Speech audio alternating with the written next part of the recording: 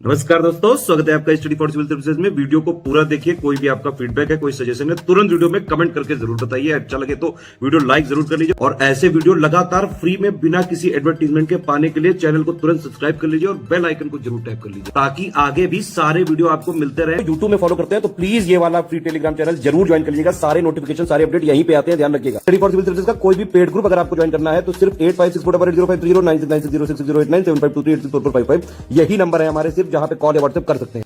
Instagram पे हमारा page जरूर फॉलो कर लीजिएगा, स्टडी फॉर सिविल .सर्विसेज है। ट्विटर पे हमको जरूर फॉलो कर लीजिएगा, @study for civils है। आगे हम इसमें देखते हैं ग्राम विकास में परियोजनाएं जो कई सारी आई थी ग्राम विकास से संबंधित भारत में, और उससे जुड़े व्यक्ति कौन है उनके बारे में ये लिस्टिंग फॉर्म में पूरा देखेंगे और इससे क्वेश्चंस आ सकते हैं। एक क्वेश्चन आने की बिल्कुल संभावना है इस पूरी लिस्ट से। परियोजना का नाम, वर्ष और संबंधित व्यक्ति। तो 1903 में परियोजना आई थी model village. Model village project आया था, डैनियल हैमिल्टन इसके प्रणेता कह सकते हैं या फिर इससे जुड़े व्यक्तित्व हैं। 1904 में कोऑपरेटिव मूवमेंट शुरू किया गया था एफ निकोलसन के द्वारा। 1908 में कलीग्राम परगना के गांव से युवा संगठन शुरू किया था रविन्द्रनाथ टैगोर ने। 1920 में गुड़गांव प्रोजेक्ट आया था, एफ एल ब्राइन इससे जुड़े हुए हैं। श्री निकेतन रविन्द्रनाथ टैगोर के द्वारा शुरू किया गया था 1921 में। सेवाग्राम एसोसिएटेड है महात्मा गांधी से 1927 में। सेवाग्राम प्रोजेक्ट को महात्मा गांधी ने लागू कहाँ पर किया था? सेगांव नाम के गांव पर, जो कि वर्धा डिस्ट्रिक्ट के आसपास था गुजरात में। उसके बाद मार्तंडम परियोजना हर्बर्ट स्पेंसर हैच एक्चुअली इनसे संबंधित है। मार्तंडम परियोजना जो है ये स्पेंसर हैच से संबंधित है। फिर इसके बाद बड़ौदा रियासत में ग्रामीण पुनर्निर्माण आंदोलन, ये वी.टी. कृष्णमाचारी ने शुरू किया था। ठीक है, बड़ौदा रियासत के दीवान थे वी.टी. कृष्णमाचारी, इन्होंने शुरू किया था बड़ौदा रियासत में ग्रामीण पुनर्निर्माण आंदोलन। नीलोखरी प्रयोग 1943 से 48 तक चला था, ये एस.के. डे से संबंधित हैं। और इंडियन विलेज सर्विस ये बी.एन. गुप्ता और ए.टी. मोशर से संबंधित है। अधिक अन्न उपजाऊ ये संबंधित है 1947 जवाहरलाल नेहरू से। ठीक है, उसके बाद फिरका विकास, जब ये जो हमने अधिक अन्न उपजाऊ लिख दिया है ये बेसिकली कोई विलेज डेवलपमेंट की स्कीम नहीं है।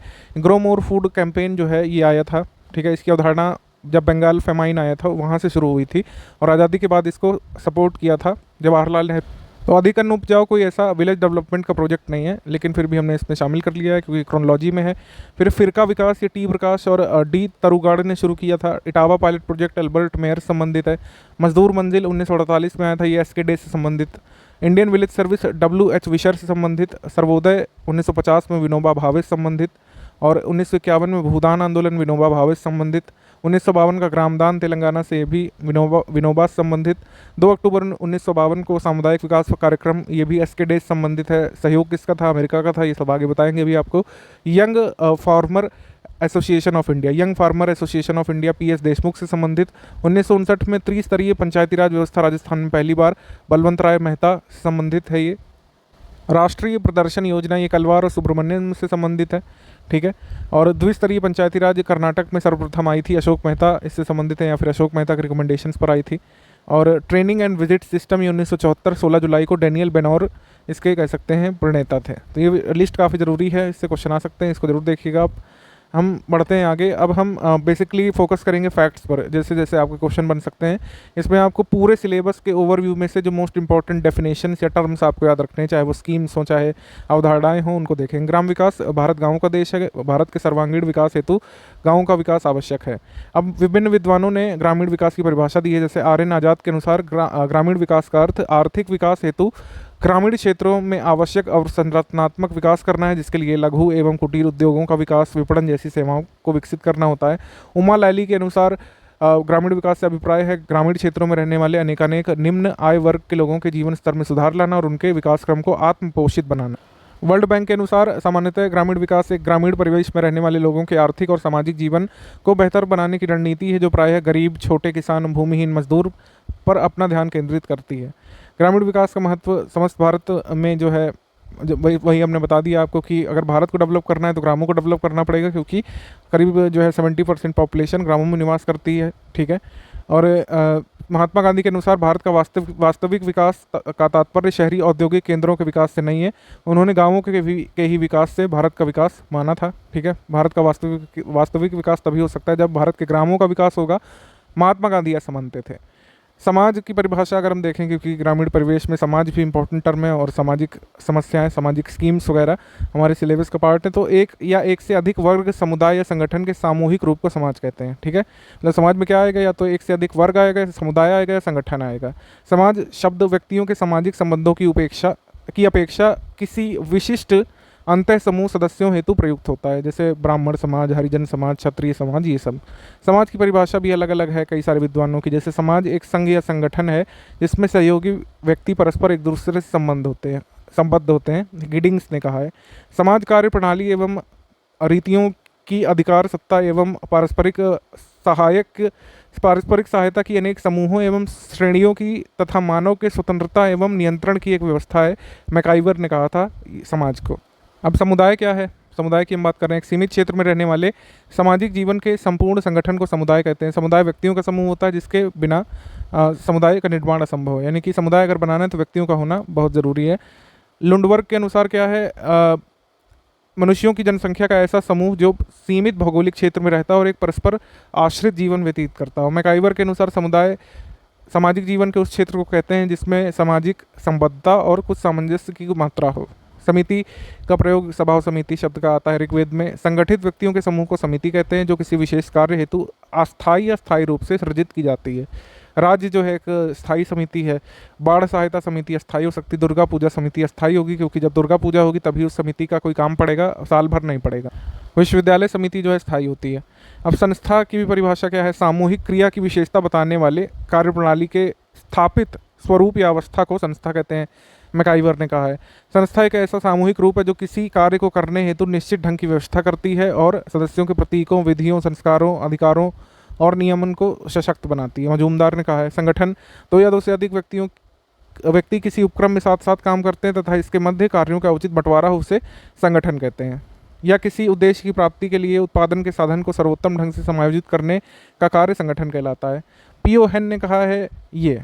और कार्य और कर्मचारी समुदाय का मधुर संबंध संगठन कहलाता है। जीई भिलवाई ने कहा है ग्रामीण विकास। ग्रामीण विकास का तात्पर्य मूलतः ग्रामीण विकास के उन घटकों पर ध्यान केंद्रित किया जाना है जो ग्रामीण व्यवस्था के सर्वांगीण विकास में पिछड़ गए हैं। फॉर एग्जाम्पल साक्षरता, नारी साक्षरता, शिक्षा, कौशल, स्वास्थ्य, स्वच्छता, भूमि सुधार, इन सबको लागू करेंगे तो हम ग्राम विकास कर रहे हैं। और साथ ही साथ आधारभूत संरचनाओं का विकास जरूरी है, जैसे बिजली, सिंचाई, बैंकिंग, विपणन, परिवहन, सूचना प्रसार, निर्धनता निवारण आदि। उसके बाद ग्रामीण विकास का उद्देश्य क्या है? ऑब्वियसली भारत का सर्वांगीण विकास जो है उद्देश्य है ग्राम विकास करने का। ग्राम विकास का स्रोत क्या हो सकता है? लघु एवं कुटीर उद्योग का विकास, पशुपालन का संवर्धन, मत्स्य पालन का संवर्धन, कृषि का संवर्धन, उच्च स्तर की बिजली की व्यवस्था, परिवहन, शिक्षा व्यवस्था, उत्पादन एवं आजीविका। इसके बाद देखरेख कौन करता है? ग्रामीण विकास मंत्रालय कर रहा है। नाबार्ड की स्थापना 12 जुलाई 1982 को हुई थी। ये एक विकास बैंक है जो ग्रामीण क्षेत्रों की समृद्धि हासिल करने के लिए कृषि उद्योग, ग्रामोद्योग, हस्तशिल्प आदि हेतु आर्थिक सहायता और ऋण प्रदान करता है और ऐसा ऋण देने वाले बैंकों को पुनर्वित्त प्रदान करता है। नाबार्ड का हेडक्वार्टर कहाँ पर है? मुंबई में है। और इस समय इसके मुख्य कार्यकारी अधिकारी कौन है? डॉक्टर गोविंद राजुलू चिंटला हैं। ठीक है। अब महत्वपूर्ण विभाग कौन से हैं? जैसे खंड विकास अधिकार होता है, खंड विकास अधिकारी होता है, बीडीओ, ब्लॉक डेवलपमेंट ऑफिसर।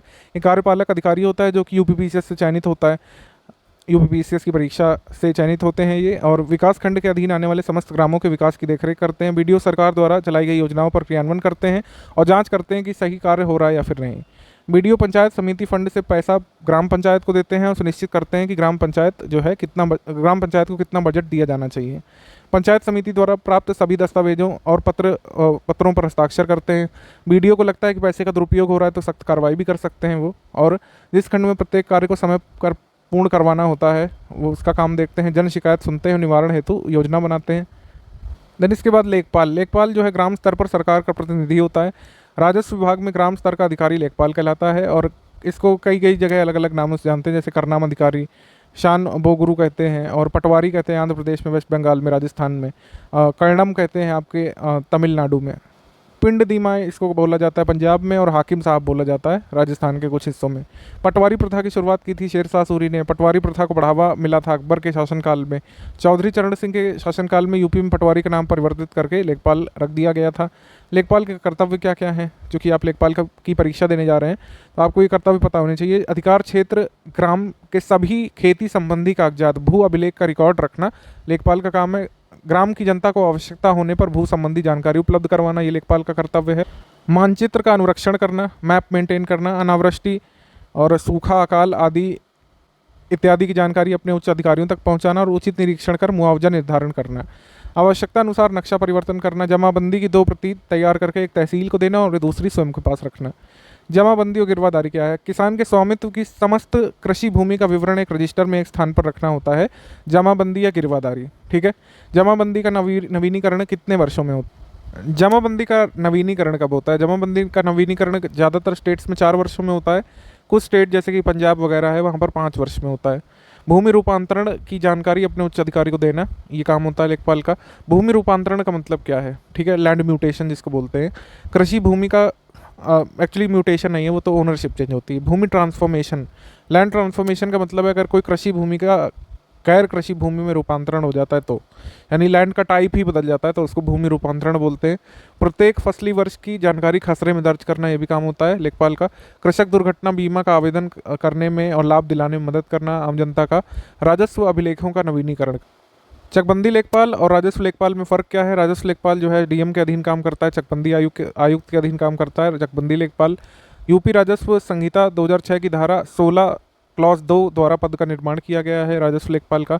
जबकि चकबंदी लेखपाल जो है यूपी जोत चकबंदी अधिनियम 1953 संबंधित है। ग्राम अभिलेख बनाना, उसका संरक्षण करना काम है राजस्व लेखपाल का मेनली। और जबकि चकबंदी करना और कृषि भूमि को एक स्थान पर स्थानांतरित करना, ये चकबंदी लेखपाल का काम है। लेखपाल जो है जाति निवास आय प्रमाण पत्र बनाता है, जबकि चकबंदी लेखपाल जो है फील्ड जॉब करता है, वहाँ पर निरीक्षण वगैरह ये सब भी। ठीक। चकबंदी का अर्थ होता है किसानों की बिखरी हुई भूमि को एक स्थान पर लाकर एकत्रित करना। चकबंदी के माध्यम से आबादी भूमि निकाली जाती है और चकबंदी विभाग का प्रमुख होता है चकबंदी आयुक्त। ठीक है। राजस्व परिषद के अधिकारी कौन कौन होते हैं? जैसे मंडल स्तर पर होता है मंडलायुक्त। ठीक है, मंडलायुक्त। फिर जिला स्तर पर डीएम होता है, जिलाधिकारी। ठीक है। डीएम का कार्य क्या होता है? न्याय प्रशासन देखना, और कलेक्टर का काम होता है राजस्व प्रशासन देखना। अनुभाग में जो है एसडीओ और एसडीएम होते हैं, और तहसील स्तर पर तहसीलदार होता है, नायब तहसीलदार होता है और कानूनगो होता है। तो ये हो गया राजस्व परिषद का स्ट्रक्चर। गांव स्तर पर लेखपाल होता ही है। ग्राम विकास के अधिकारी, तो ग्राम विकास में जो जिला स्तर पर काम देखते हैं वो डीएम हो गए। विकास भवन मुख्य विकास अधिकारी होता है, आईएसपीसीएस लेवल का ऑफिसर होता है सीडीओ। उसके बाद ब्लॉक लेवल पर बीडीओ होता है, ब्लॉक डेवलपमेंट ऑफिसर, ये राज्य लोक सेवा आयोग से चुनकर आता है। विलेज लेवल पर एडीओ होता है, असिस्टेंट डेवलपमेंट ऑफिसर, ये बीडीओ का हेल्पर होता है। और वीडीओ फिर होता है ग्राम विकास अधिकारी, विलेज डेवलपमेंट ऑफिसर। ठीक है। तो ऑफिसर लेवल पर हम लोग कह सकते हैं राजस्व में राजस्व काम देखेंगे कलेक्टर, एसडीओ, एसडीएम, फिर उनके नीचे फिर तहसीलदार के नीचे नायब तहसीलदार, फिर कानूनगो, फिर लेखपाल। फिर विकास में विकास का कार्य देखते हैं डीएमओ, कलेक्टर और सीडीओ, फिर बीडीओ, फिर एडीओ, फिर वीडीओ। तो ये हो गया यहाँ पर राजस्व का और विकास का यहाँ पर कार्य कौन कौन देखता है, क्या स्ट्रक्चर होता है। भूमि मापन और भू सर्वेक्षण। भूमापन हेतु जरीब का प्रयोग किया जाता है। भूमि मापन के लिए प्राचीन काल से ही अलग अलग पद्धतियों का प्रयोग होता आया है। जैसे हमने जो अपनी हिस्ट्री में पढ़ा हुआ है, गज सिकंदर लोदी ने प्रचलित किया था। गज इलाही अकबर के समय में आया था।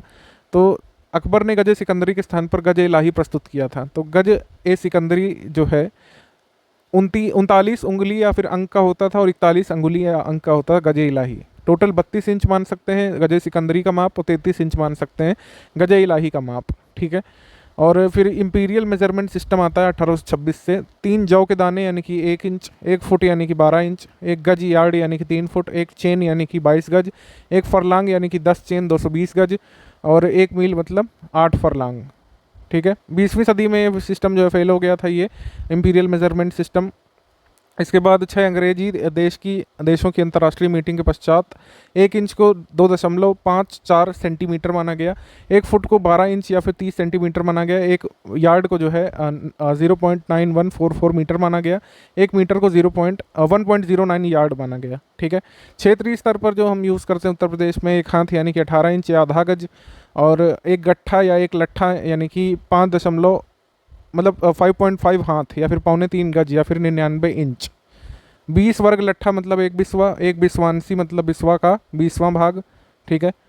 और जो है जरीब मुख्यतः 3 प्रकार की होती है, शाहजहानी जरीब, गंटर जरीब और मीटर जरीब।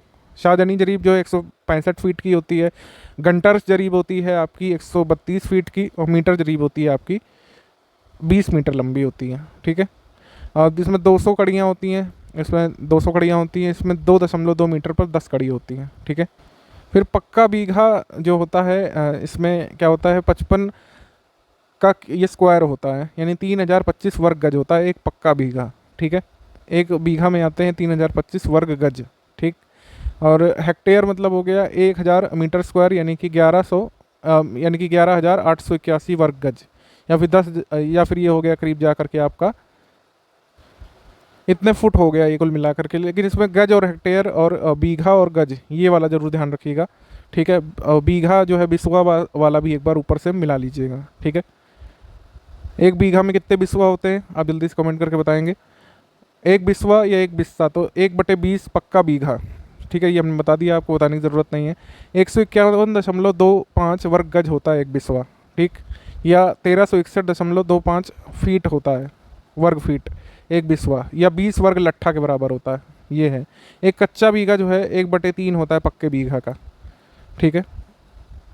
उत्तर प्रदेश राजस्व संहिता 2006 में कृषि योग्य भूमि पर पट्टे की वरीयता किसको दी जाती है? ये दी जाती है सशस्त्र बल में कार्यरत जवान की मृत्यु होने पर परिजनों को, या फिर सशस्त्र बल में विकलांग हुए सदस्य को दी जाती है।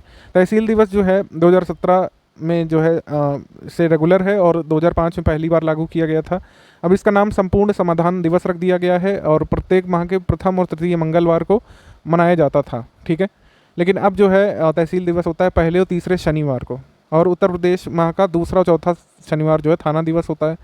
केंद्र सरकार की योजनाओं में अगर हम देखें, मेनली 2002-2003 के बाद की अब हम देखेंगे, पुरानी योजनाएं सब डिस्कस कर चुके हैं। मनरेगा बहुत इंपॉर्टेंट है, 2005 में एक्ट पास हुआ था 7 सितंबर 2005 को, 2 फरवरी 2006 को लागू हुआ था। प्रथम चरण में 200 जिले पूरे भारत के शामिल किए गए थे। प्रधानमंत्री उस समय मनमोहन सिंह थे। आंध्र प्रदेश से प्रारंभ हुआ था सेकेंड स्टेज 2007 से, और तृतीय चरण में 2008 से संपूर्ण भारत के सारे जिलों में लागू कर दिया गया था। 593 थे उस समय। प्रारंभ में नरेगा नाम था, 2 अक्टूबर 2009 से मनरेगा नाम हुआ। 1 वर्ष में 100 दिनों का रोजगार दिलाने की गारंटी इसमें दी जाती है। 5 किलोमीटर के दायरे में काम दिया जाता है, और संविधान के भाग 4 आर्टिकल 41 की देन हम इसको मान सकते हैं। राज्य और केंद्र का अनुपात होता है इसमें 25:75 का, या फिर हम लोग कह सकते हैं केंद्र और राज्य का कितना होता है, 3/1 का होता है। इस तरीके से हम मान सकते हैं, ठीक है। यानी कि 75% हिस्सा रहता है केंद्र का, 25% राज्य का। इसके बाद NRLM की बात कर लेते हैं, राष्ट्रीय ग्रामीण आजीविका मिशन की। ग्रामीण क्षेत्रों में निर्धनता निवारण हेतु इसको लागू किया गया है। केंद्र सरकार की योजना है। 3 जून 2011 को बांसवाड़ा डिस्ट्रिक्ट राजस्थान से शुरू हुई थी। 2025 तक सभी ग्रामीण क्षेत्रों को संगठित कर उन्हें दयनीय गरीबी के स्तर से ऊपर उठाना लक्ष्य था, और ग्रामीण विकास मंत्रालय के अधीन काम करती है। PM मनमोहन सिंह थे उस समय। PM नरेंद्र मोदी ने जयापुर, ककरहिया, डोमरी, पूरे बैरियर, नागेपुर और परमपुर गांवों को, जो कि सभी वाराणसी जनपद में आते हैं, इनको संसद आदर्श ग्राम योजना के तहत गोद लिया हुआ है, ठीक है। ये थोड़ा सा बीच में अपडेट हमने आपको दे दिया है, जिससे आप अपडेट रहें, ध्यान रखिएगा। इसके बाद सुकन्या समृद्धि योजना 22 जनवरी 2015 को शुरू हुई थी पानीपत, हरियाणा से। शुभारंभकर्ता PM नरेंद्र मोदी थे। बेटी बचाओ बेटी पढ़ाओ के तहत इसको लागू किया गया था। जन्म से 10 साल तक सुकन्या समृद्धि खाता खुलवाया जा सकता है, ठीक है। डाकखाने या बैंक में खुलवाया जा सकता है। सुकन्या समृद्धि स्कीम की खास बात है कि इसमें ट्रिपल टैक्स बेनिफिट मिलता है, यानी कि अमाउंट जो जमा किया जाएगा, ठीक है, अमाउंट जो विड्रॉ किया जाएगा, और जो जमा की गई अमाउंट पर जो भी ब्याज लगेगा उस पर कोई भी टैक्स नहीं लगेगा। टैक्स से पूरी तरीके से एग्जेम्प्ट किया है इस स्कीम के तहत। इन्वेस्ट किए गए पैसे को, निकाले गए पैसे को, और पैसे पर मिले ब्याज को। अब इसका टेन्योर क्या होता है, यानी कि कितने दिन जो है पैसा आपको रखना पड़ता है खाते में, तो ये 21 वर्ष निर्धारित किया गया है, या फिर 18 वर्ष पूरे होने पर लड़की अगर 18 वर्ष की हो रही है और उसकी मैरिज अगर हो रही है, तो वहाँ पे ये इसको विड्रॉ कर सकते हैं मनी, ठीक है। ये यहाँ पर बात हो गई। एक और इम्पॉर्टेंट खास बात है सुकन्या समृद्धि के बारे में, एजुकेशन के लिए जो है 50% अमाउंट जो है विड्रॉ किया जा सकता है बीच में भी। उसके बाद राष्ट्रीय खाद्य सुरक्षा योजना 2013 शुरू की गई है, केंद्र सरकार के द्वारा शुरू की गई है, ठीक है। इसमें 3 रुपये किलोग्राम पर चावल, 2 रुपये किलोग्राम पर गेहूँ, मोटा अनाज 1 रुपये किलोग्राम पर, और प्रति व्यक्ति 5 किलोग्राम अनाज का प्रावधान किया गया है। खाद्य सुरक्षा अधिनियम से रिलेटेड एक क्वेश्चन कर लेते हैं, थोड़ा टफ क्वेश्चन करेंगे जिससे सारे फैक्ट इसके कवर हो जाएं। 75% ग्रामीण और 50% शहरी जनसंख्या को आच्छादित करने का काम किया है, या फिर इसका लक्ष्य रखा गया था खाद्य सुरक्षा अधिनियम का, सही है। फिर इसके बाद महिलाओं और बच्चों के पोषण संबंधी सहायता पर विशेष ध्यान देने की बात कही गई थी, सही। 18 वर्ष की आयु इस आयु की सबसे बड़ी महिला परिवार की मुखिया इसमें मानी जाती है। ऑब्वियसली अगर राशन कार्ड कोई लिए हुए तो आपको पता है कि राशन कार्ड महिलाओं के नाम बन रहा है इस समय। हमारा आंसर हो जाएगा इसमें सी, बोथ मतलब 1, 2 एंड 3 करेक्ट। स्वच्छ भारत मिशन की अगर हम बात कर लें, स्वच्छ भारत मिशन के बारे में, तो सर्वप्रथम सरकार ने 1986 में केंद्रीय ग्रामीण स्वच्छता मिशन कार्यक्रम शुरू किया था। ठीक है, 1 अप्रैल 1999 को पीएम उस समय जो थे अटल बिहारी वाजपेयी, उन्होंने संशोधन किया और इसको पूर्ण स्वच्छता मिशन नाम दे दिया। ठीक है, टोटल सैनिटाइजेशन कैंपेन जिसको हम लोग बोलते हैं, आगे पिछले हमने पढ़ा हुआ है। आगे चल करके पूर्ण स्वच्छता मिशन टोटल सैनिटाइजेशन कैंपेन जो है इसका नाम बदल करके निर्मल भारत अभियान पड़ गया। ठीक है, निर्मल भारत अभियान। 2 अक्टूबर 2014 को पीएम मोदी जी ने इसको निर्मल भारत अभियान को स्वच्छ भारत मिशन नाम दे दिया। अतः 2 अक्टूबर 2014 को शुरू हुआ, मान सकते हैं हम इसको।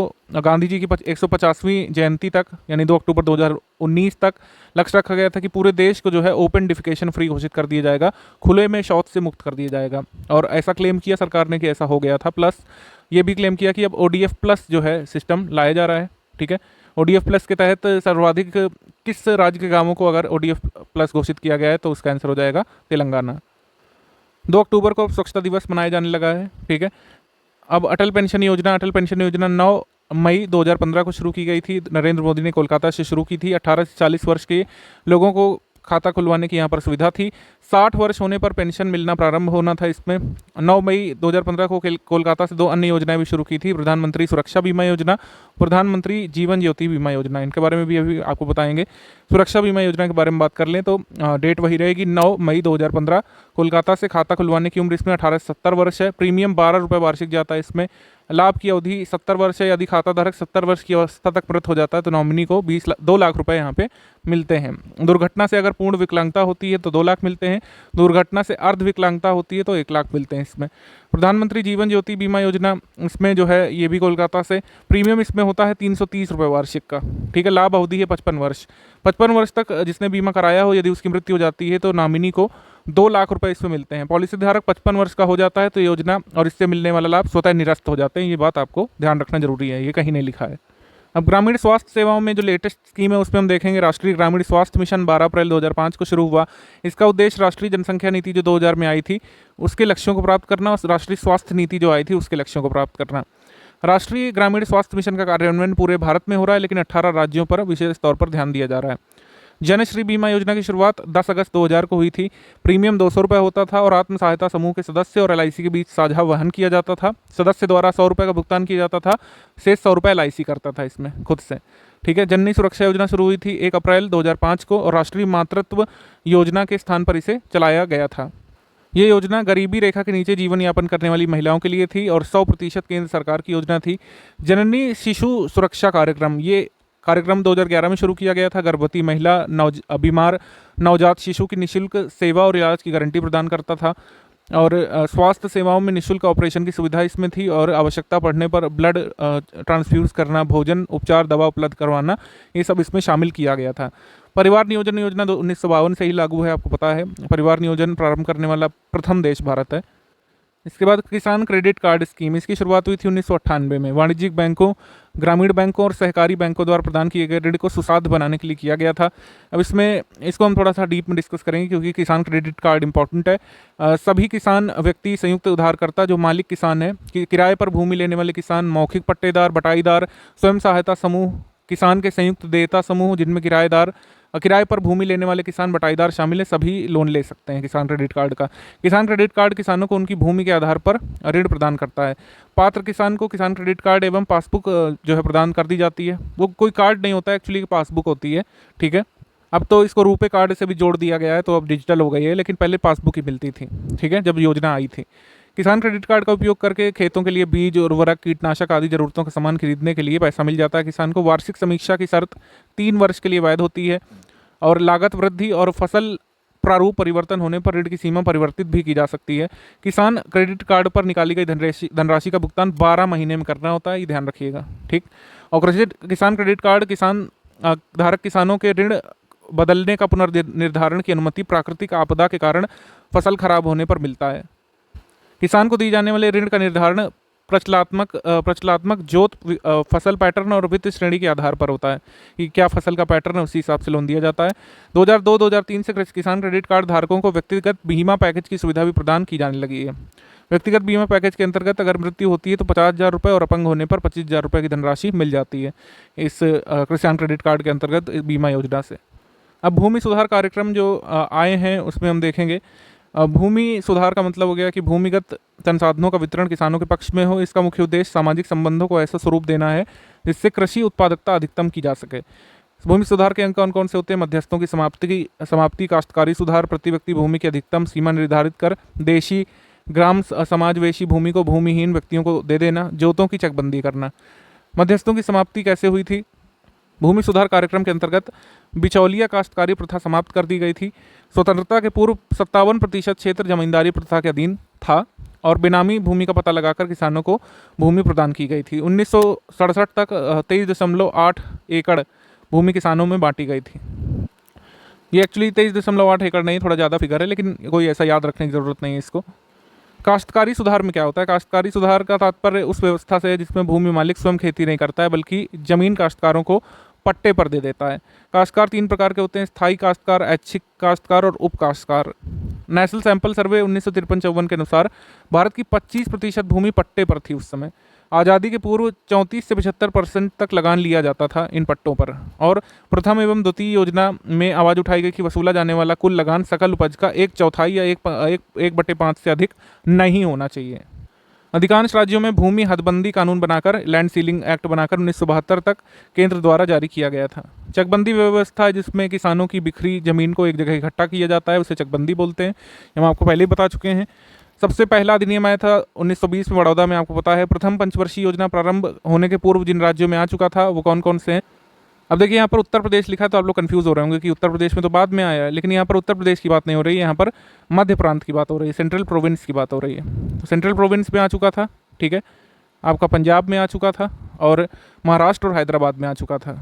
अब यहाँ पर प्रांतों के नाम नहीं लिखा है तो थोड़ा सा कंफ्यूज मत होइएगा, मतलब बॉम्बे प्रेसिडेंसी में आ चुका था, ठीक है, जो तत्कालीन पंजाब था उसमें आ चुका था। दूसरी पंचवर्षीय योजना समाप्त होने तक 1,21,00,000 हेक्टेयर भूमि जो है भूमि की चकबंदी हो चुकी थी।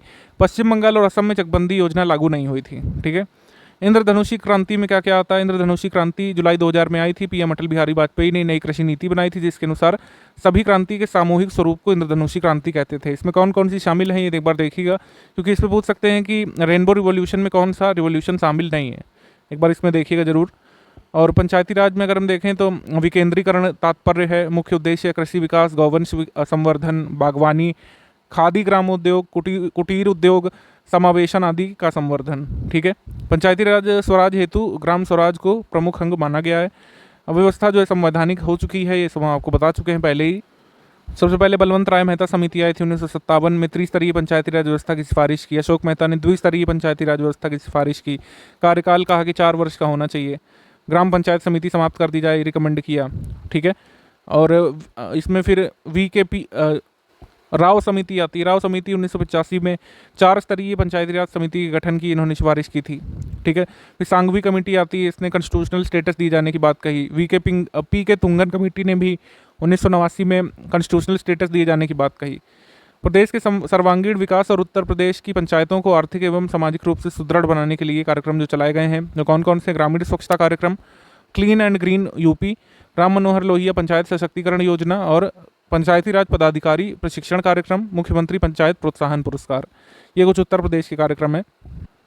अब पंचवर्षीय योजनाओं के बारे में थोड़ा सा ब्रीफ ले लेते हैं। सबसे पहली अगर हम देखें तो 1 अप्रैल 1951 को, और वर्तमान तक 12 आई थी। फिर जो है योजना आयोग ही जो है खत्म हो गया, नीति आयोग आ गया, तब से बंद। 2 योजना अवकाश थे बीच में, ठीक है। 5वीं योजना में जो है रोलिंग प्लान लिया गया था। प्रथम पंचवर्षीय योजना के बारे में अगर हम बात कर लें तो इसको हैरड डोमर मॉडल कहा जाता है। प्राथमिकता खेती को दी गई थी। भाखड़ा नंगल प्रोजेक्ट बिलासपुर मध्य प्रदेश में सतलज पर बना। दामोदर नदी घाटी परियोजना बनी, झारखंड वेस्ट बंगाल द्वारा शेयर की जाने वाली। हीराकुड परियोजना बनी संबलपुर ओडिशा में। सामुदायिक विकास कार्यक्रम की शुरुआत हुई अमेरिका की मदद से, ठीक है। द्वितीय पंचवर्षीय योजना महलनोबिस मॉडल पर आधारित थी। प्राथमिकता उद्योग को दिया गया। योजना की कुल लागत का 20% कृषि हेतु रखा गया। और सुखमय चक्रवर्ती और सैंडी मॉडल पर आधारित थी, मतलब सैंडी और सुखमय चक्रवर्ती मॉडल पर आधारित थी ये।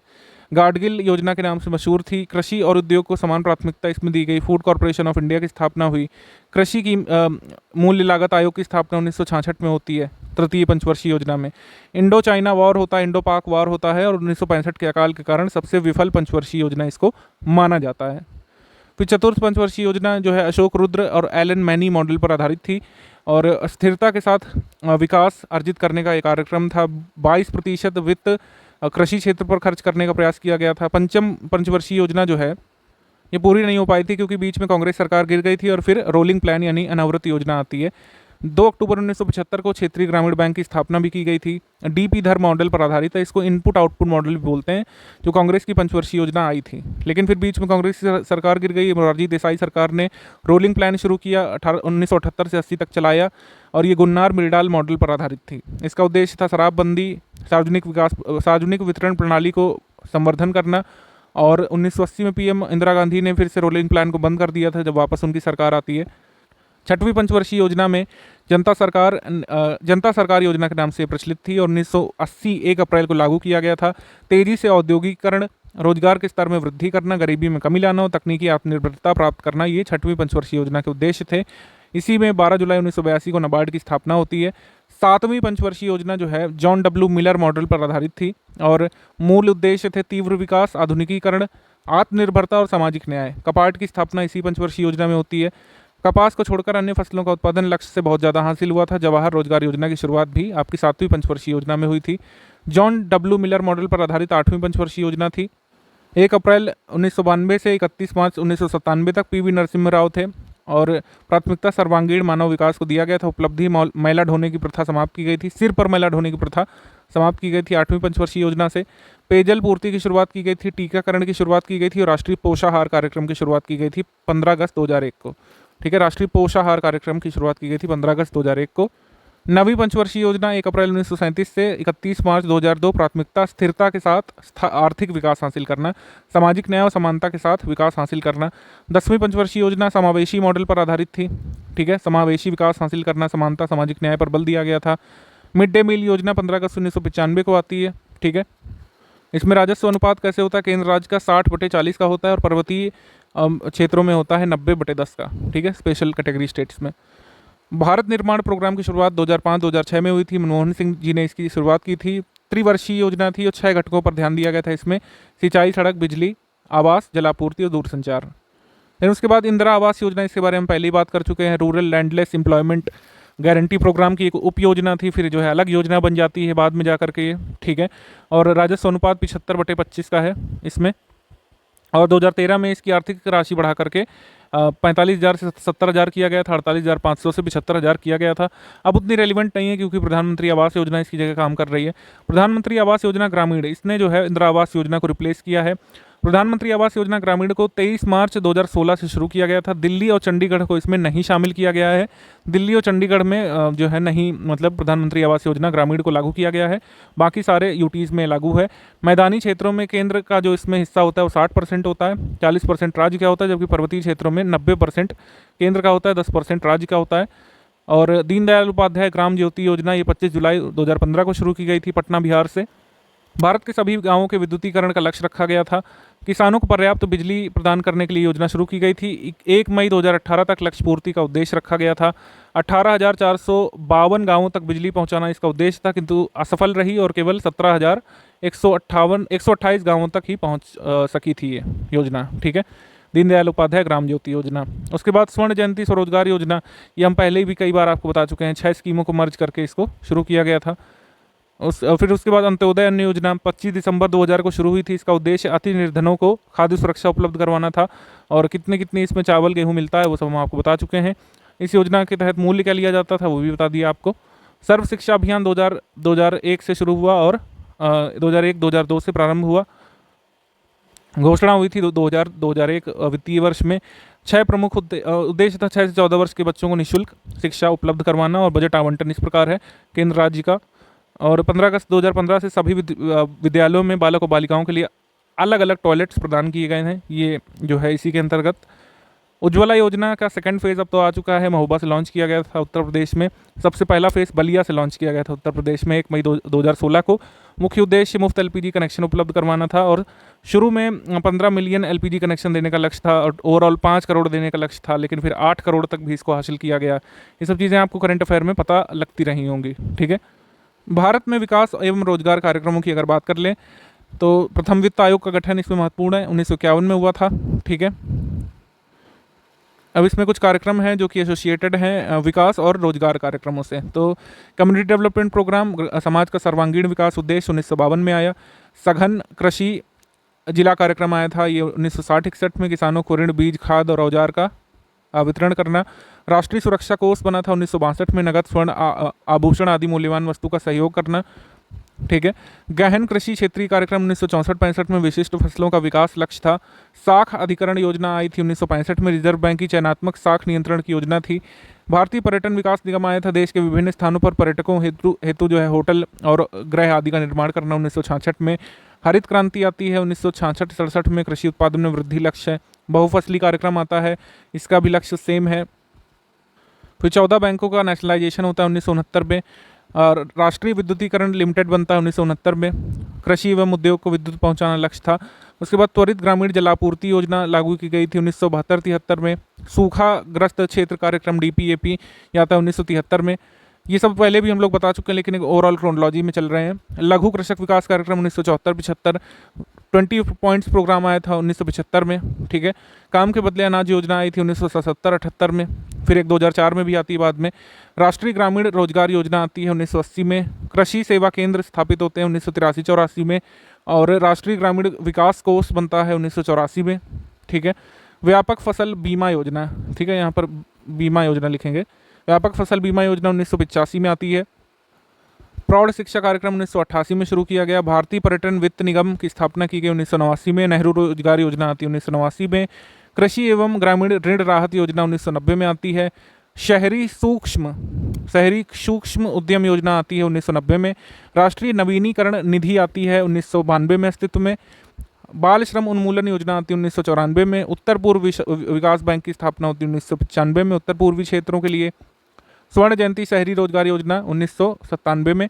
कस्तूरबा गांधी शिक्षा योजना 1997 में। जवाहर ग्राम समृद्धि योजना 1999 में। अन्नपूर्णा स्कीम 2000 में। जनश्री योजना 2000 में। और स्वजल धारा आती है 2000 में। स्वजल धारा की लॉन्च डेट एक्चुअली 2002 है यहाँ पर, ठीक है, 2002 में आई थी ये। फिर शैक्षणिक ऋण योजना आई थी 2001 में। महिला स्वाधार योजना आई थी 2001 में। राष्ट्रीय राजमार्ग योजना 2001 में। संकट हरण बीमा योजना 2001 में। बंधक ऋण गारंटी योजना 2002 में। और स्वर्णिम योजना आई थी 2002 में, ठीक है। और स्वास्थ्य घर योजना आई थी 2002 में। बीमा ग्राम योजना आई थी 2002 में। किशोर शक्ति योजना 2002 में। निर्मल भारत अभियान योजना 2002 में। देवी रूपक योजना 2002। हरियाली योजना 2003। जननी सुरक्षा योजना 2005। पशुधन बीमा योजना 2006। और फिर सबला योजना 2010 में किशोरियों के लिए, ठीक है। और साक्षर भारत मिशन आया था 2009 में, ठीक है। ये कुछ प्रोग्राम्स हो गए। बीमा ग्राम योजना आई थी आपकी 2002 में, लेकिन अभी एक संपूर्ण बीमा ग्राम योजना आ चुकी है, वो 2017 में आई है, ठीक है। तो याद रखिएगा, अगर संपूर्ण लगा होता है, संपूर्ण बीमा ग्राम योजना अगर आता है एग्जाम में, तो हम लगाएंगे 2017। आर्टिकल 243 भी पंचायतों के गठन संबंधित है और 20 लाख से कम हो द्विस्तरीय पंचायत को अपनाने के लिए जो है बाध्य नहीं है। ये कुछ आर्टिकल्स हैं, जैसे 243C में ग्राम पंचायतों का प्रमुख ग्राम प्रधान होगा, जो मतदाता के द्वारा प्रत्यक्ष चुनाव द्वारा चुना जाता है। खंड स्तर पर ब्लॉक प्रमुख होगा, जो अप्रत्यक्ष चुनाव द्वारा चुना जाता है। और जिला पंचायत प्रमुख वो भी अप्रत्यक्ष चुनाव से चुना जाता है। पंचायतों में महिला को आरक्षण प्रदान करने के लिए 243D में दिया गया है। और कार्यकाल का हम आपको बता ही चुके हैं कि 5 वर्ष का होता है, 6 महीने के अंदर दोबारा चुनाव कराना होता है अगर असमय समाप्त होता है कार्यकाल तो। पंचायतों की अवधि और गठन का वर्णन 243E में किया हुआ है। और पंचायत का पद अगर रिक्त हो जाए तो नया प्रत्याशी अगर चुना जाता है तो बचे हुए कार्यकाल के लिए होता है, 5 वर्ष के लिए नहीं।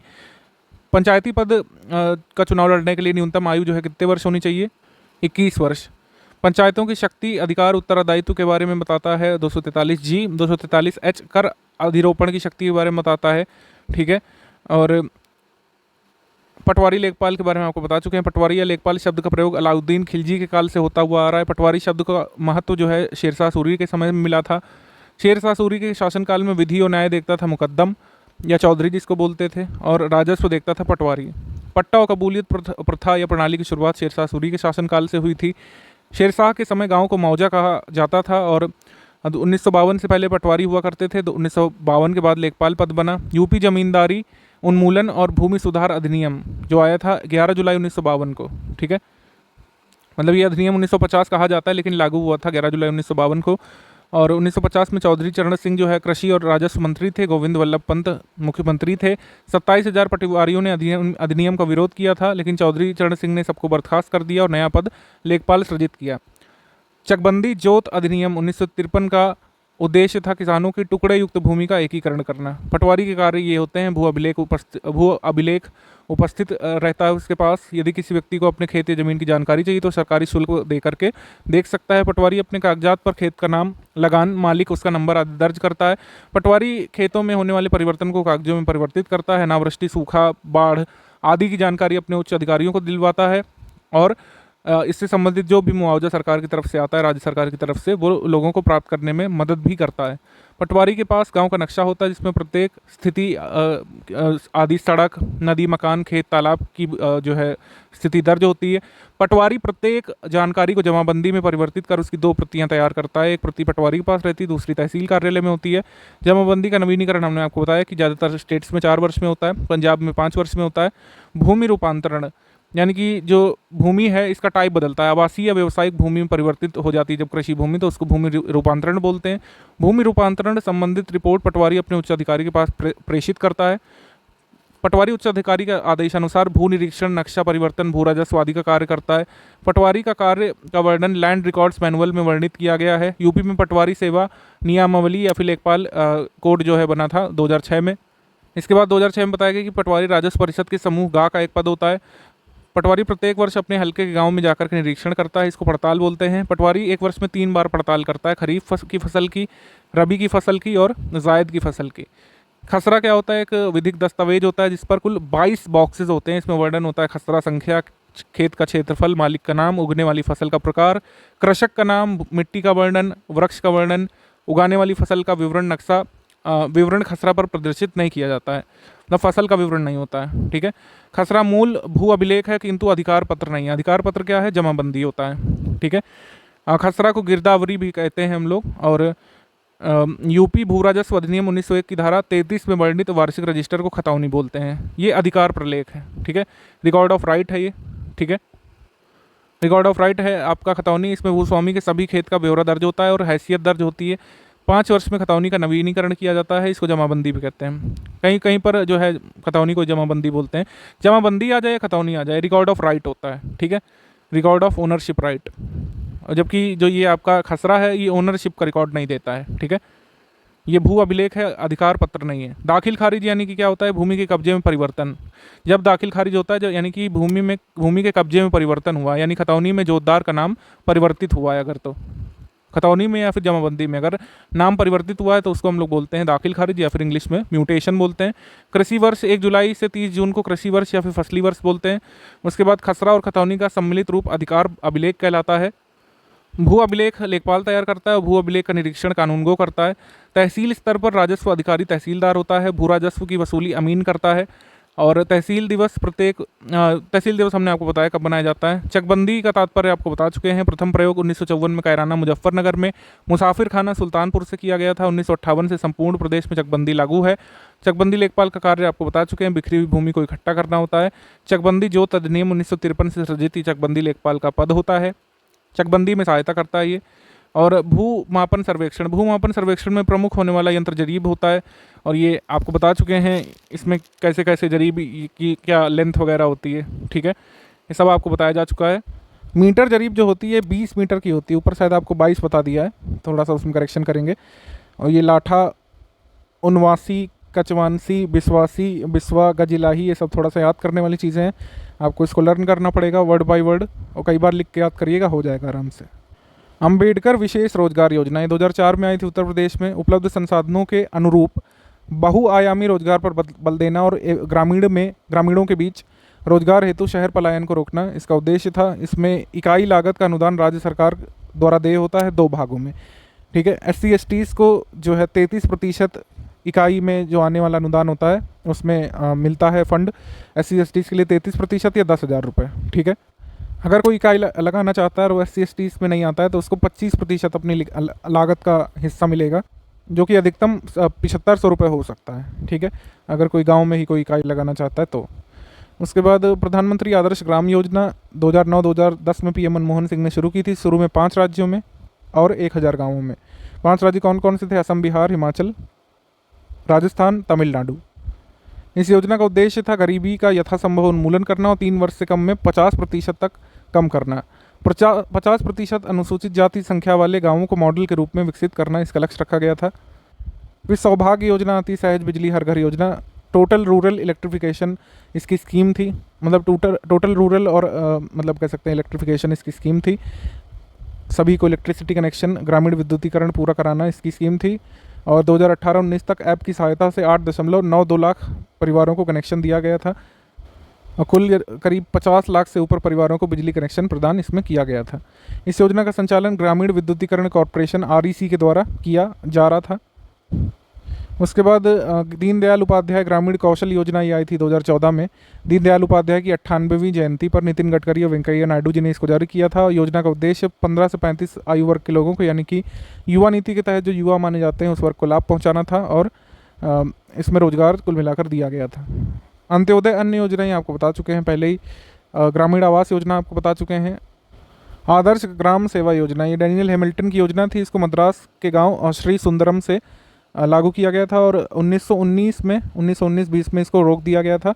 16 वर्षों तक योजना चली थी। श्री निकेतन योजना LM हर्स्ट की सहायता से 1920 में रविन्द्रनाथ टैगोर ने शुरू किया था, एक निकेतन नाम के गांव से कलकत्ता से 100 किलोमीटर दूर। 8 गांवों से प्रारंभ होकर 15 गांवों तक चली थी और फिर बाद में टैगोर की मृत्यु पर बंद कर दी गई थी। फिर उसके बाद अधिक अन्न उपजाऊ के बारे में आपको बता चुके हैं। ठीक है, साक्षरता सर्व शिक्षा अभियान 2001-2002 से प्रारंभ हुआ था, अनाउंस हुआ था 1 वर्ष पहले, और इसमें आवंटन कैसे कैसे होता है वो भी आपको बता चुके हैं। उज्ज्वला योजना भी आपको बता चुके हैं।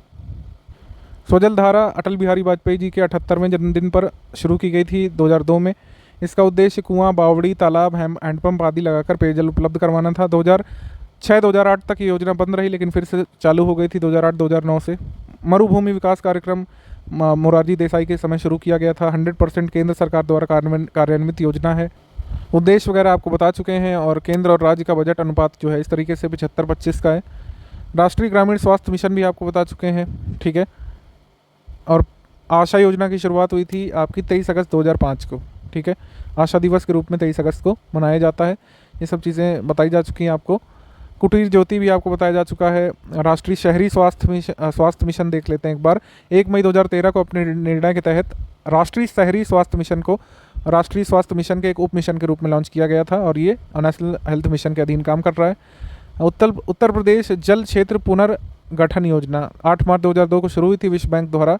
इसमें राशि दी गई थी और इसमें उचित सिंचाई संस्थान, रोजगार उपलब्ध करवाने का लक्ष्य रखा गया था। उत्तर प्रदेश में सूखे की स्थिति ज़्यादातर विंध्य क्षेत्र में और बुंदेलखंड क्षेत्र में रहती है। कारण क्या है? काली लाल बलुई मिट्टी जो प्रायः जल वाष्पन को बढ़ाती है। 2015 में सामान्य से 56% कम वर्षा हुई थी और 50 जिले सूखाग्रस्त हो गए थे। बुंदेलखंड के सभी 7 जिले और कानपुर सूखे की चपेट में आ गए थे 2015 में। सरकार इसके लिए क्या प्रयास कर रही है? 2008 से जलवायु परिवर्तन पर राष्ट्रीय कार्य योजना चला रही है। सबसे पहली कार्य योजना आई थी जलवायु परिवर्तन पर 2008 में, जिसके अंतर्गत मुख्यतः 8 मिशन लागू किए गए थे। ये कौन कौन से? सौर ऊर्जा, ऊर्जा दक्षता, जल, कृषि, हिमालय का पारिस्थितिकी तंत्र, स्थायी आवास, हरित भारत और जलवायु परिवर्तन पर रणनीतिक ज्ञान। कन्या विद्याधन योजना ये शुरू की गई थी 2004-2005। इसके अंतर्गत 12वीं पास करने वाली छात्रा को 30,000 रुपये तक की आर्थिक सहायता दी जाती है, जिससे वो अपनी शिक्षा को आगे बढ़ा सके। नारी शिक्षा को बढ़ावा देना उद्देश्य है। कन्या विद्याधन योजना के अंतर्गत बालिकाओं को 20,000 की आर्थिक सहायता प्रदान की जाती है। थी पहले, अब 30,000 कर दिया गया है। 2004-2005 में शुरू की गई थी और 12वीं पास करने वाली बालिका को दिया जाता है। कुल 1 लाख छात्राओं को मेरिट आधार पर इसमें सिलेक्ट किया जाता है।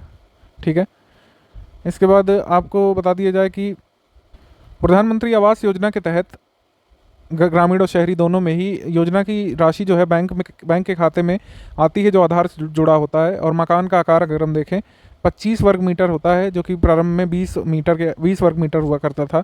इस योजना को अन्य योजनाओं के साथ भी जोड़ा गया है, जिसके कारण लाभार्थी को पूरी व्यवस्था मिल जाती है। जैसे सौभाग्य योजना के तहत घर में बिजली, धुआं रहित ईंधन मिल जाता है, उज्ज्वला योजना के तहत।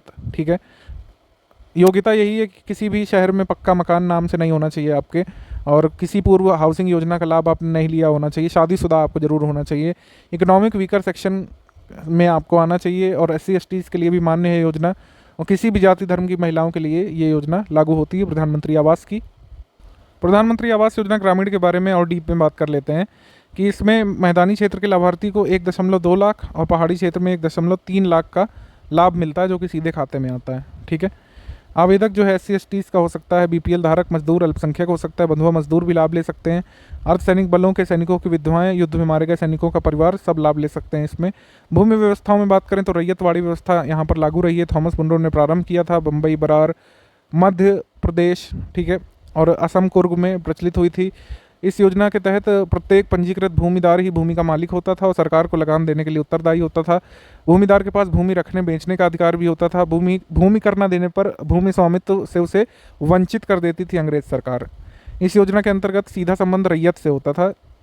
मद्रास में व्यवस्था जो है 30 वर्षों तक लागू रही थी। इस व्यवस्था में सुधार के अंतर्गत 1855 में भूमि पैमाइश और उर्वरा शक्ति के आधार पर कुल उपज की 30% भाग को लगान के रूप में निर्धारित किया गया था। 1864 में कंपनी ने 50% तक इसको बढ़ा दिया था और बाढ़ में इसे 66% से भी अधिक कर दिया था, और अतः 1879 में जो है दक्कन कृषक राहत अधिनियम पारित करना पड़ा था। भूस्वामी का सरकार से सीधा संबंध होता था, कोई मिडिलमैन नहीं होता था इसमें। भूस्वामी जब तक लगान देता था वह भूस्वामी बना रह सकता था। ठीक है। केवल नगद रुपयों में भुगतान किया जाता था और कुल भूमि के करीब 52% भाग पर रैयतवाड़ी व्यवस्था लागू की गई थी। ठीक है। ये कुछ रैयतवाड़ी व्यवस्था के बारे में इंपॉर्टेंट प्रोविजंस। महालवाड़ी करीब 30% भाग में लागू की गई थी। अवधारणा सर्वप्रथम हॉल्ट मैकेंजी लाए थे ये, और राजस्व का हिस्सा किराए के मूल्य का 66% निश्चित किया गया था और इसी वजह से व्यवस्था सफल रही थी। 1833 में पुनः मार्टिन बर्ड की देखरेख में उत्तर भारत में व्यवस्था शुरू की गई थी। महालवाड़ी व्यवस्था में भूस्वामित्व संयुक्त रूप से समस्त गांवों का होता था, इसलिए भूमि का मालिकाना हक जोतने वाले किसान का ही एक तरीके से होता था। लंबरदार बोलते थे, जो कि मालगुजारी वसूल करके सरकार के कोष में जमा करता था। गांव की बंजर भूमि, वृक्ष, कुएं आदि को गांव की संपत्ति महालवाड़ी के तहत माना जाता था। जमींदारी व्यवस्था में जो है मुगल काल से चली आ रही है और ब्रिटिश काल में एक राजनीतिक सामाजिक प्रथा थी। इस प्रथा के अंतर्गत स्वामित्व उस पर खेती करने वालों का न होकर के जमींदार का होता था। जमींदार खेती करने वालों से कर वसूलते थे और स्वतंत्रता के पश्चात जमींदारी प्रथा को पूर्णतः समाप्त किया जा चुका है। भारत में सबसे ज़्यादा जमींदारियां क्षत्रिय राजपूतों की थीं। लॉर्ड कॉर्नवालिस भी जमींदारी प्रथा के पक्ष में हुआ करता था। उसने बंगाल, बिहार, ओडिशा में 10 वर्षीय स्थायी बंदोबस्त की आज्ञा दी थी इसी के तहत, और इस 10 वर्ष की आज्ञा को स्थायी बंदोबस्त नाम दिया गया था। सरदार पटेल ने जमींदारी उन्मूलन के लिए आवाज़ उठाई थी। आज़ादी के पश्चात जमींदारी प्रथा पूर्णतः समाप्त हो चुकी है। सहकारी आंदोलन के बारे में देख लेते हैं। सहकारी आंदोलन स्वेच्छा से मिलकर आर्थिक हित को पूरा करने के लिए सहकारी संगठन द्वारा किया गया आंदोलन सहकारी आंदोलन कहलाता है। 1904 में सहकारी साख अधिनियम पारित किया गया और सहकारी साख अधिनियम की सिफारिश 1901 में एडवर्ड लॉ की अध्यक्षता वाली समिति ने किया था। ठीक है। उसके बाद सहकारी साख अधिनियम अपने लक्ष्य को पूर्ण नहीं कर पाई, इस वजह से 1912 में इसका संशोधित रूप आया। 1989 में खुसरो समिति की सिफारिश पर सहकारी साख के लिए भारतीय राष्ट्रीय सहकारी बैंक की स्थापना की गई। ठीक है। इसके बाद भारतीय राष्ट्रीय सहकारी बैंक की मुख्य विशेषताएं निचले स्तर पर प्राथमिक कृषि या फिर अकृषि संस्थाओं का निर्माण करना, दूसरे स्तर पर जिला स्तर पर यानी कि केंद्रीय सहकारी बैंक की स्थापना, सबसे ऊपर राज्य सहकारी बैंक की स्थापना, ये कुछ इसके कार्य हो गए। इफ़को भारतीय कृषक उर्वरक सहकारी संस्था जो है इसका नाम है, इसकी स्थापना 1967 को हुई। इसका मुख्यालय दिल्ली में है। ये उर्वरक उत्पादक संस्था है। नैफेड जो है ये राष्ट्रीय सहकारी विपणन फेडरेशन, ये भी एक सहकारी संस्था है। 2 अक्टूबर 1958 को शुरुआत हुई इसकी। नैफेड का मुख्यालय दिल्ली में है और चीनी मिल, कपास, ओटाई, सूत कताई आदि मिल की कार्य को सुगम बनाता है। और अभी एक ऑपरेशन ग्रीन हाल में चलाया गया था, उसकी नोडल एजेंसी भी नैफेड को बनाया गया था। ठीक है। प्रमाणित बीजों के बारे में बात कर लें तो व्यावसायिक रूप से खेती में काम आते हैं, उच्च गुणवत्ता वाले होते हैं। राष्ट्रीय बीज निगम की स्थापना हुई थी 1963 में। 1969 में भारतीय राज्य फार्म निगम की स्थापना हुई थी। बीजों की आकस्मिक आपूर्ति, बीजों के उत्पादन के लिए 1999-2000 में बीज बैंक की स्थापना भी की गई थी। प्रायोगिक बीज फसल बीमा योजना भारत सरकार द्वारा 1999-2000 में इस योजना का शुभारंभ किया गया था। उद्देश्य है बीज उत्पादकों में विश्वास बढ़ाना और उनकी वित्तीय सहायता करना। रबी के मौसम में शुरू की गई थी और इस योजना के अंतर्गत गेहूं, मक्का, ज्वार, बाजरा, चना, मूंगफली, सोयाबीन, सूरजमुखी आदि बीजों को शामिल किया गया है। और जोखिम के कारण हुई पूर्णतः आंशिक बीज फसल की हानि फसल काटने के पश्चात जो बीज की हानि होती है उसको इसमें शामिल किया गया है प्रायोगिक बीज फसल बीमा योजना में। राष्ट्रीय किसान आयोग का सृजन किया गया था 18 नवंबर 2004 को और इसकी अध्यक्षता की थी प्रोफेसर एम एस स्वामीनाथन ने। 2006 में इस आयोग की सिफारिश पर 2007 में किसानों के लिए राष्ट्रीय मसौदा नीति का सृजन भी किया गया था। किसान क्रेडिट कार्ड हम आपको बता चुके हैं 1998 में भारतीय बैंकों ने शुरू किया। आरवी गुप्ता समिति की सिफारिशों पर टर्म लोन और कृषि कार्य हेतु लोन प्रदान करने के लिए बनाया गया। व्यक्तिगत दुर्घटना पर 50,000 और जोखिम हेतु 25,000 रुपये तक का बीमा कवर भी इसमें शामिल है। अब ये कुछ योजनाएं हैं जो अभी हाल की योजनाएं हैं और काफ़ी ज़रूरी हैं। इसमें क्रोनोलॉजी में आ सकता है, इसमें कैसे भी डेट वाइज ये योजना पूछ सकते हैं। इसको हम लोग स्क्रॉल कर लेते हैं एक बार। योजना में सबसे पहले हृदय योजना जो है इसमें विरासत शहरों में स्थित ऐतिहासिक स्मारकों की बेहतरी करना शामिल है। 21 जनवरी 2015 को शुरू हुई है। अब हृदय स्कीम का फेज़ 2 भी लागू किया जा चुका है। प्रधानमंत्री मुद्रा योजना 8 अप्रैल 2015 को आई थी। इसमें शिशु ऋण, किशोर ऋण, तरुण ऋण जो है दिया जाता है। ठीक है, 10 लाख तक के ऋण की सुविधा इसमें होती है। और उजाला स्कीम के बारे में अगर हम बात कर लें तो 1 मई 2015 को आई थी। ठीक है, बिजली की खपत पर अंकुश लगाने के लिए, रियायती मूल्य पर एलईडी उपलब्ध करवाने के लिए।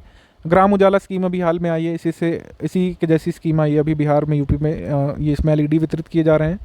स्मार्ट सिटी स्कीम लागू की गई है 25 जून 2015 को और 100 चुनिंदा शहरों को स्मार्ट सिटी बनाना है। और इसमें उत्तर प्रदेश के कितने स्मार्ट सिटी शामिल हैं? 10 शामिल है, ध्यान रखिएगा। स्मार्ट सिटी योजना के तहत 100 स्मार्ट सिटी का लक्ष्य पूरा भी किया जा चुका है 2018 में। अगर हमसे पूछे कि 100th स्मार्ट सिटी कौन सा था तो शिलोंग था, ध्यान रखिएगा। 100th smart city was Shillong.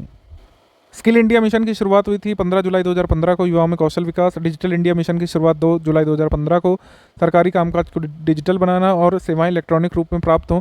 स्वर्ण मौद्रीकरण योजना 5 नवंबर 2015 को, उत्पादक कार्यों में इस्तेमाल स्वर्ण जमा करने वालों को स्वर्ण पर ब्याज देना।